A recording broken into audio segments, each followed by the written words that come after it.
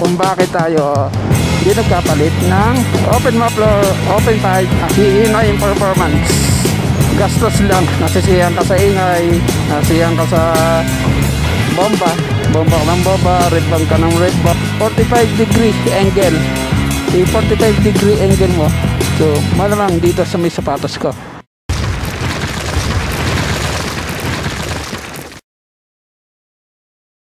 Yo, what's up mga payo, and welcome to another episode. For today's episode mga payo, kung bakit tayo hindi nagkapalit ng open muffler, open pipe, or yung mga malalakas na tambocho. Ibibigay ko sa inyo yung mga dahilan mga payo. So, pero alam nyo na dito tayo sa Antipolo, no? May maingay doon. Number 1 mga payo, kung bakit tayo hindi nagpapalit ng tambucho na malakas, sungaw, o yung hihina yung performance. Alam nyo man na yung stock pipe ay merong back pressure. Mahalaga rin yung back pressure no? Para efficient, dagdag lakas. Random ko yan kapag nagpapalit ako ng open muffler or kalkal pipe. Kahit na kalkal pipe, nabawasan ng performance. Mihina yung performance niya. Okay. Thank you. Yun ang number 1 na dahilan kung bakit hindi tayo nagpapalit ng muffler. Kung magpapalit ng muffler, siguro yung same sa stock yung size ng tubo. Tapos kasi haba ng stock yung canister para may dulo. Kapag maigsi yung canister, sungaw. Punta ka kayo BMAX Racing kapag malapit kayo dito sa Rizal. Number 2, gastos lang. Gastos lang. Magkano ang isang muffler? Nasa 6,000 or 7,000 yung range price. So magastos, diba? Hindi lang hindi lang pipe yung bibili mo, mapa-remove ka pa. Magkano remove up or tuning? 15,000 or 20,000, depende na lang sa nagtutuning yung price.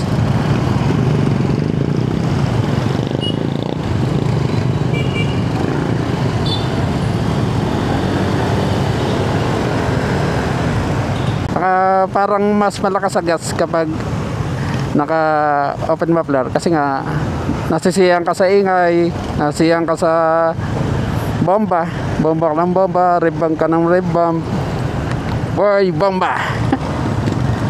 Yun lang, number 2. Number 3, bawal ang maingay na muffler. Bawal ang maingay. Lalo na rito sa Antipolo, bago lang yung kanilang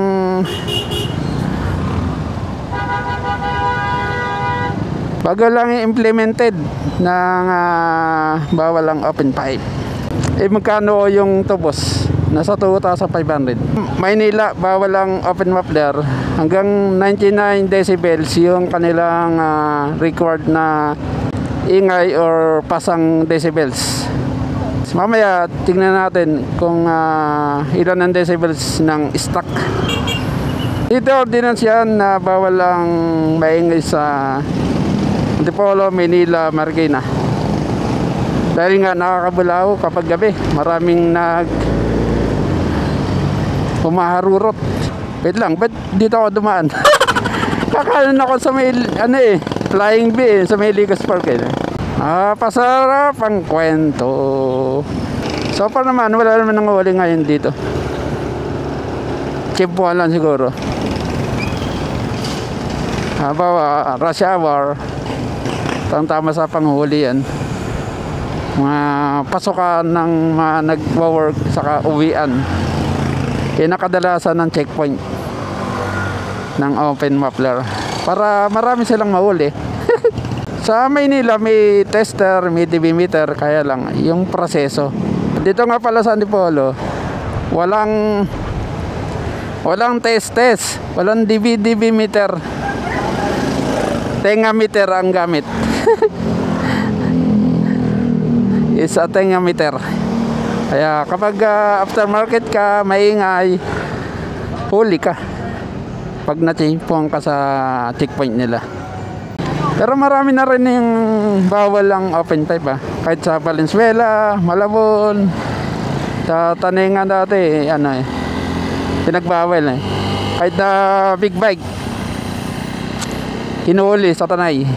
Pero sa Maynila, sa Antipolo yata or Maynila lang, sa Maynila ilan nakitaan ko ng video yung mga si Mayor Isko nagpa press conference na yung 400cc pataas ay exempted sa open muffler.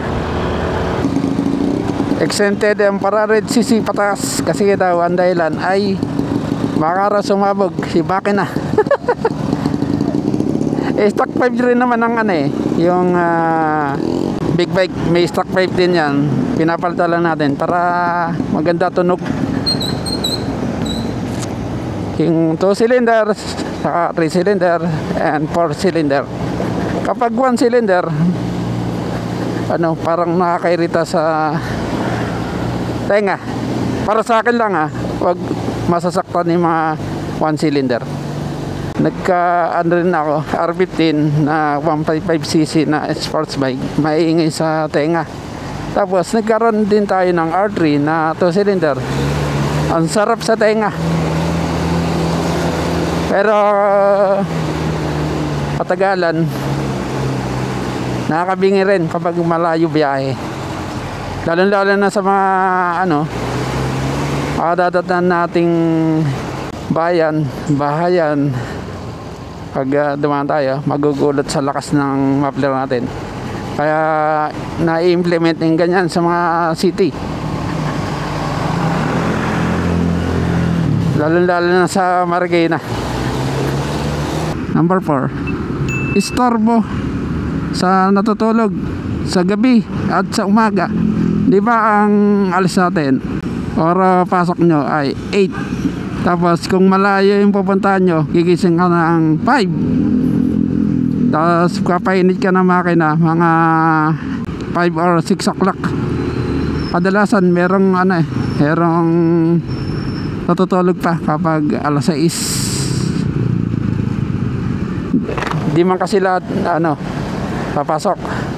Halimbawa yung mga lolo-lola, matatanda, nakatulog pa yung mga ganang oras, ang alas 5, mga alas 6 pa sila nagigising. Then sa gabi naman istorbo rin kasi paano kapag nagre-review, nag-aaral, nagpapahinga, may mga tao na pagka galing sa trabaho nagpapahinga ng pagka-uwi. Paano kapag dumaan ka, istorbo, masisira tulog nila. Pag nasira pa naman yung tulog, hindi ka na kaagad makatulog ulit, hindi ka na makaka-recover. So tayo, magbibis tayo sa LTO. Hindi ko sinasabing tama ako, bibis lang tayo sa LTO. Ang process from tip 0.5 meters or 19.6 inches, siguro kaganto to yung layo. Tapos 45 degree angle, 45 degree angle mo, so malamang dito sa may sapatos ko, yan yung 45 degree angle. Assuming na ito yung debimeter na ginagamit nila, ito yung assuming natin na ito yung mic. Tapos ang rev na required para sa mga pengyo natin, ka-review o kay sir, mga bossing, ang tamang RPM pagtetest ng sounds meter o dB meter ay 2,000 or 2,500 RPM. Ipagpalagay nyo yung 3,000 RPM kasi mayroon siyang kunin. So dito sa Celopi na yan, 0.5 meters na yan, ganyan, yan, calculation ko lang hindi ko sinasabing tama ako. Tapos meron naman tayong RPM meter, kaya makikita natin kung anong revolution na yung ginagamit natin. So 2,500 RPM or 3,000 RPM, mayroon siyang kunin mga ganyan. 3,500 RPM. Ganyan ang takbo. Konti lang, kaganto lang yung pH ko sa throttle. Check natin sa sound meter natin na dindownload sa Play Store. Pero hindi ko alam kung accurate to. Ano tayo? Babies. Stock 5 ito. Ang stock 5 daw, nagre-range to 85 to 90 sound meter, decibel meter. Calibrate, pwede natin i-calibrate to. Nasaan na ba yun? Ito. Calibrate. Naka 0 decibels, di ako nag-negative kasi parang accurate naman to. Ito yung mic. Pagpalagay natin ito yung mic. 92, 91, 95. I-calibrate natin. Negative 3. Pwede natin i-calibrate rito. Kasi yung stock 5 ay nasa 85 to 90. Naka ano lang yan, RPM 1,500 RPM. Nagre-range sa 88 to 90. Lang nakatapat dun sa tip. Hindi siya mataas. Kasi kapag mataas hindi siya maririnig. Kailangan dito. Rev natin ng 2,500 RPM o 3,000. Yan 90. Mas malakas ang konti dito, maaaring mag 95, 97, ganyan. O, subukan natin 6,000 RPM. 92. Alright. Pasa pa. Kasi stock wave nga ito no. Tahimik yan no. Hindi tayo rinig ng sambayan ng Pilipino. Yan ang ride mapping sa tinesting ko lang yung stock pipe kung ilan decibel meter, pero kinalibrate ko siya ng negative 3 or naka 0. Mukhang maganda yung dB meter pero parang di pwede yung apps lang. Hindi mo alam kung tama yung resulta no.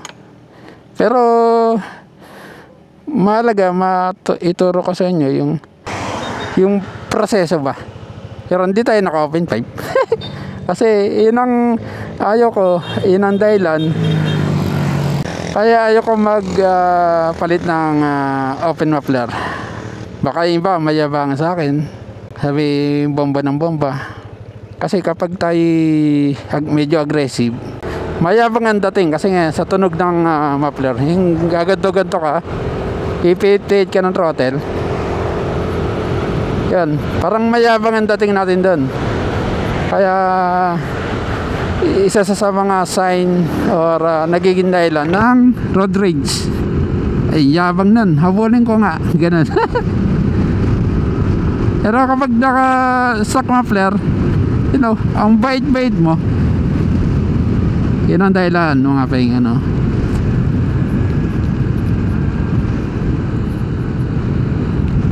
Pero maganda yung open muffler kapag dito sa mga bundok, kapag bumabangking, kasi nga mas mabilis siyang umarangkada kasi mas magaan siya. Pero depende sa piga mo.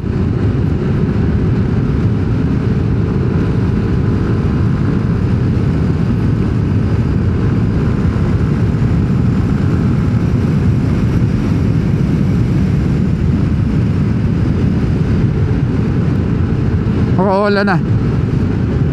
Ito right, dito naman sa amin, hindi naman bawal. Dito sa Mormusal, sa Antipolo lang may nagbawal. Pero kanina na dumaan ako, wala namang naninita. Wala namang checkpoint. Depende siguro sa lugar at oras.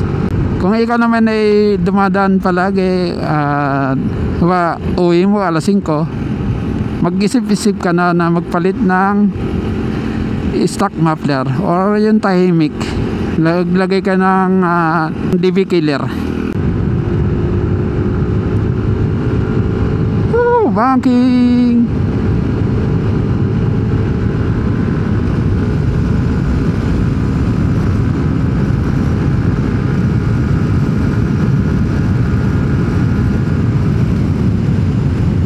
Downshift.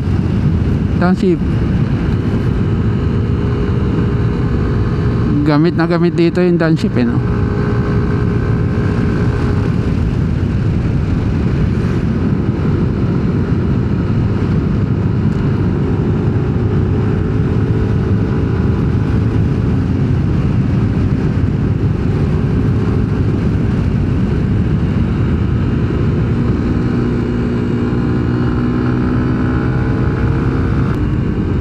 Gamit na gamit ko yung downshift dito kapag bangkingan eh, no?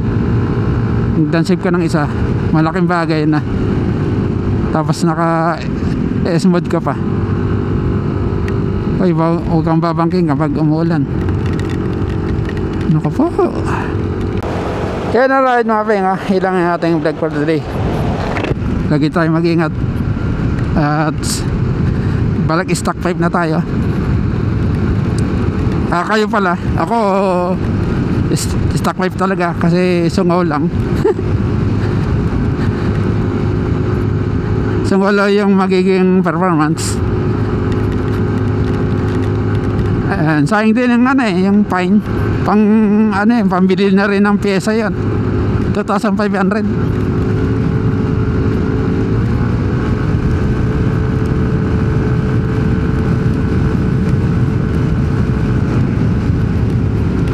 Yan na ride mga penga. Hanggang dito na lang yung ating vlog for today. Alright mga penga, huwag niyong kalimutan mag-subscribe. Hit nyo lang yung subscribe button and bell notification. Alright mga penga, stay safe and ride safe always. And bye bye. Nakabasa na tayo.